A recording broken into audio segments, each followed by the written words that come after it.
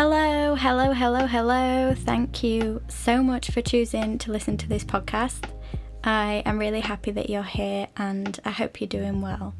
In today's episode, I want to talk to you about sad days. And I really wanted to make an episode about this because recently I had the saddest day I've had in quite a while. I just woke up and felt super down and teary and upset. And when that was over, it took a few days to clear up. I thought, what have I learned over my life so far? What coping skills have I got now that mean I can deal with these sad days in a way that isn't destructive or unhealthy?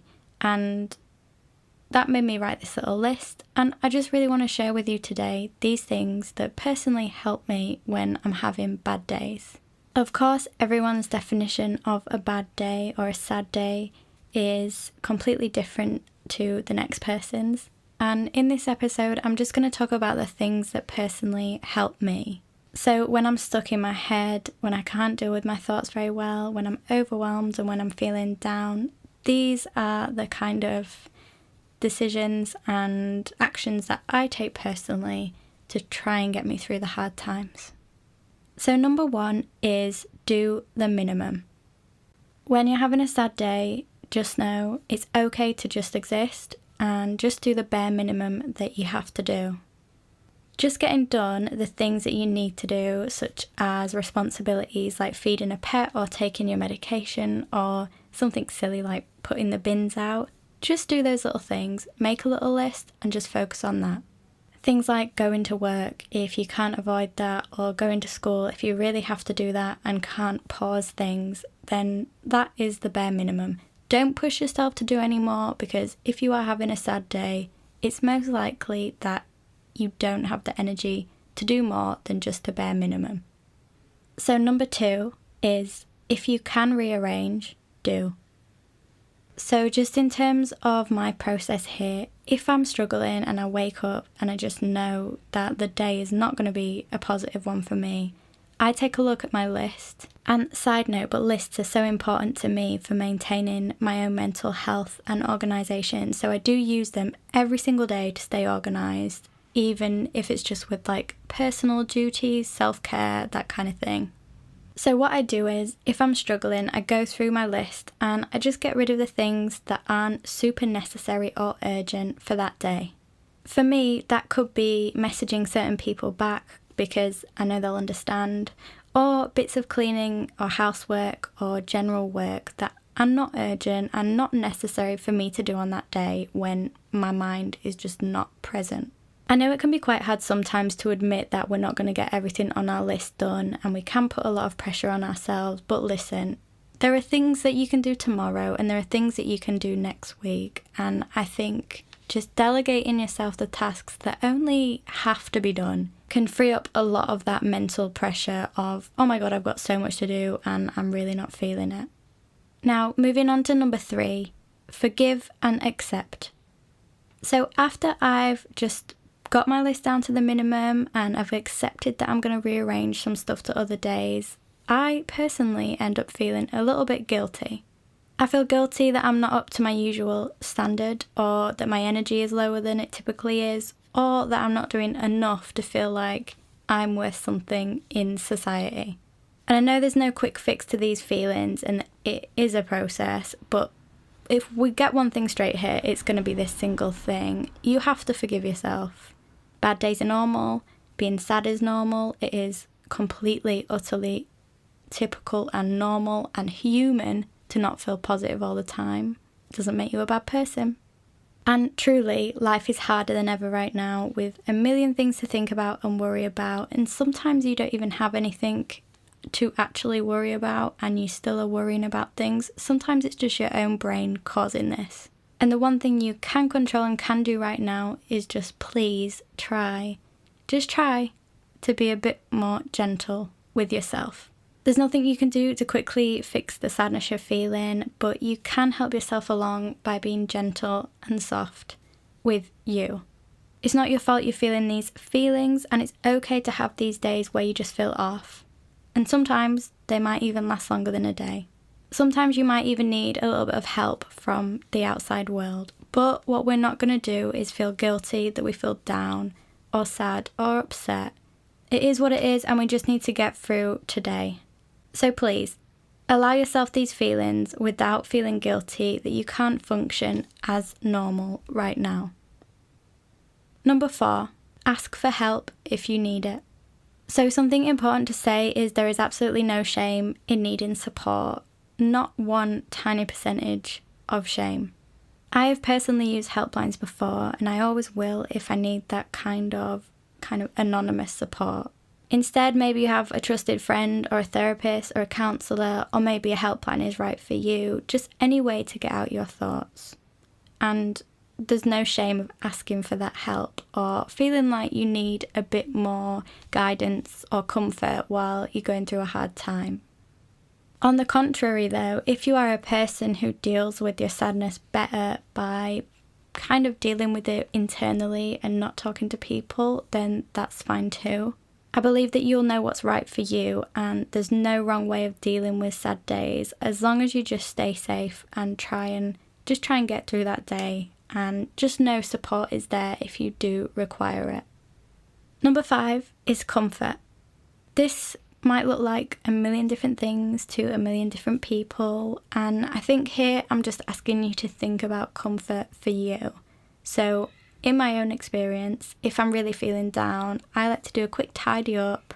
So by quick tidy up, I just mean put rubbish in a bin bag, put rubbish even just all to one side. If there's any dirty cups or plates, I take them out of the room anywhere, either the hallway or the kitchen. Definitely do not have the energy to wash them up.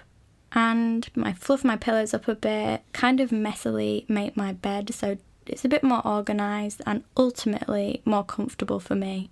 I usually put my books or iPad or TV remote near to where I'm sitting or laying, and I get myself a drink. It doesn't matter what it is, as long as I have something to drink, because there's nothing worse than lying there and just being desperate for a glass of anything, water, whatever. If I'm feeling it, I'll also get a snack. I cancel my plans like I mentioned above, and just generally get more comfortable, as much comfort as I can access when I'm having a bad day. So I think also about this comfort, it's like, what are your expectations and how much can you actually manage? So I don't expect myself to clean the whole house or wash my hair or do my skin or anything, or even shower. Just do enough so that I'm comfortable. So you could do just one tiny thing, if that's all you can manage and if that's what's going to make you feel better. And it's so personal, but I think prioritising your comfort when you know you've got a difficult day ahead of you is super important and valuable. Side note, I actually forgot, but I should mention this. Opening a window always does wonders for me, especially if I cannot be bothered to do a single thing. But opening a window, there's something magical about it. It provides some kind of illusion to me that I'm getting fresh air, even though I'm just cracking the window a bit, and it just makes me feel a bit more comfortable if I can be bothered. Number 6 is just focus on what comes next. A lot of the times I'm having rough days, my mind just races with like everything I have to do, everything I'm thinking about, certain dates, and just overthinking every single thing ever. But the important thing here to remember is that on a day when I'm mentally really down, it's just not possible to do all of those things or even like think about all of the things I have to do that day. So what I do is I focus on what's next. And for me, because lists work, I make a basic list even when I'm having a bad day, which I know sounds crazy because it does sound like it takes a lot of energy, but it works for me. The list might look like this: brush teeth, have a nap, eat something, stretch, open window. It's that simple and that basic. The satisfaction I get from ticking each thing off the list just gives me a bit of a boost, and it also keeps me in check so that I'm just focused on the next thing on the list rather than feel overwhelmed by all these things that I want to do or have to do. Somehow this kind of technique stops me from neglecting myself because it almost holds me accountable to a kind of friendly degree where I'm like, okay, what's the next thing? Rather than focusing on like what I need to do in a bigger picture, I just think, what's on the list? Oh, I need to drink some water. Cool. Then what? I'll rest a little. Then what? I might crack the window. And so on. Number 7 is rest. So since I mentioned sleep just now, I want to talk a bit about resting. I feel like there's a lot of guilt attached to napping and sleeping, and this is why I'll always discuss the benefits of rest, because to me, naps are they are of huge importance in my life. Naps are often seen as a sign of laziness, and in our society right now, I feel like productivity often makes us feel like we're worth more. So the more you can do, the more you're worth. The more you can create, the more valuable you are, the more money you make, the better person you are. And there's not really much embracing of resting and that kind of healing sleep, just allowing yourself to exist and do nothing. It's almost like an animal thing, really. It's like, I don't know, I could get into the politics of rest and productivity and everything like that, but it seems like a basic need that we often forget about because the world is just so fast and so focused on making, doing all the time, busy.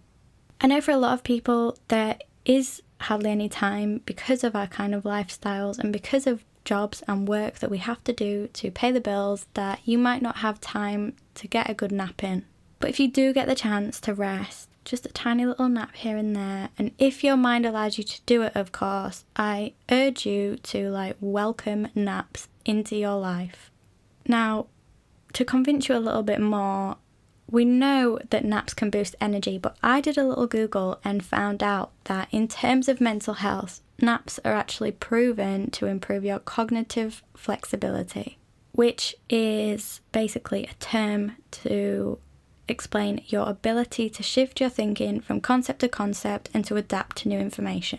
This will in turn help your judgment and decision making, and sleep also helps your brain's ability to process memory. Naps can help regulate your mood, reduce your tendency to be impulsive, and they can reduce stress and strengthen your immune system. Now, that is my Google search research for you. But I'm not saying that naps will fix everything or change your life, but you do deserve rest and you are allowed to rest. And resting can be a really healing thing that helps us to process what we're going through and recover from emotional stuff, as well as physical stuff. Number 8 is basic needs.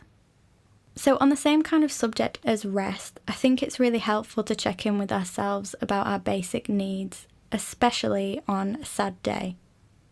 For example, try and think, am I hungry? If so, what can I eat that is quick and easy to prepare? For me, that will be something microwavable or ready to eat or quick, any kind of quick snack. And there's no shame or guilt here, but fueling your body is a basic need and important. Don't force yourself, obviously, either, but if you are hungry, then eat. Are you tired? If you are, attempt to nap, even if it's too difficult, because I know sometimes if I'm super sad, I cannot relax enough to nap, but even just lay there and try to do something relaxing for a while. That could be considered resting too. Also, things like, do you need to take any medication? Are you dehydrated? Do you need to shower to be more comfortable, or are you okay as you are? This may seem like a bit mechanical to go through this sort of checklist of basic needs, but I'm thinking of things in terms of your body running like a machine, just for today, and you needing to fulfill simple, basic needs to make sure you're not running low on anything.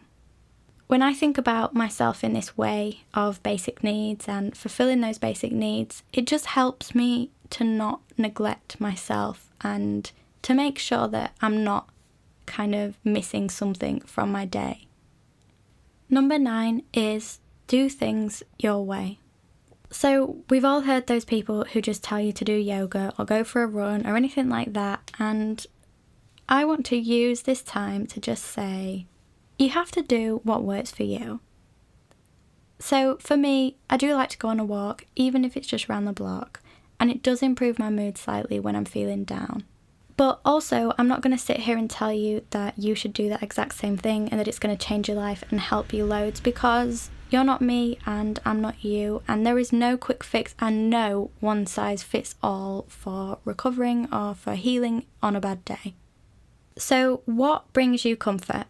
And what activity makes you feel relaxed or maybe safe? For example, do you like reading or maybe you like running? Do you like being outside or not? Do you feel safer under the covers wrapped in a blanket? Is there something you can listen to that improves your mood slightly or brings you some kind of, comfort and warmth and familiarity?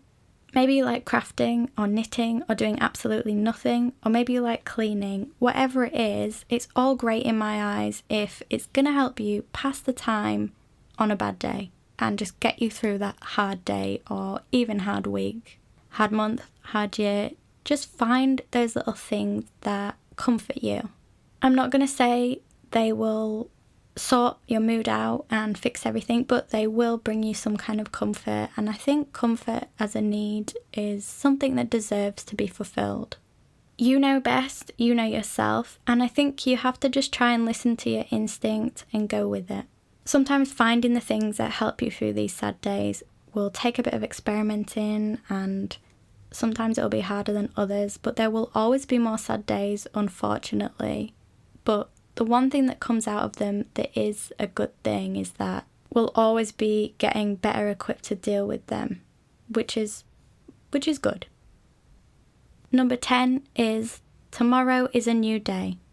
And look, maybe you'll still feel rubbish, and if you do, we can deal with that. No, you aren't alone ever, and there are always options of help and support. Please remember that you have ways of coping, and you will find new ways of coping and dealing with your sadness safely, and there will always be a new thing to try or a new way to navigate those hard days. On the other side of things though, tomorrow might also be a better day. It might only be 1% better, but it's still better. Maybe tomorrow you'll feel a little bit lighter somehow, or the sun will shine on you in a way that lifts your mood, even just for a second. Maybe you'll speak to someone or hear something that makes you just feel a tiny bit of hope. There's always tomorrow, and you can start again. No shame, no guilt, just keep moving forward. And here we are at the end of that little list for sad days. I really hope this was helpful to someone out there, maybe even just as a comforting voice while you are struggling right now. Just know you're not alone. I know how it feels. Sometimes life is just awful. I was going to say shit, but my mum might listen to this. But it really is. And I'm proud of you for continuing and pushing through and being kind to yourself, most importantly. Thank you so much for listening, and I really appreciate you taking the time out to listen to this. I hope that you're alright and safe, and I'm just sending you a huge hug through the airwaves. Bye!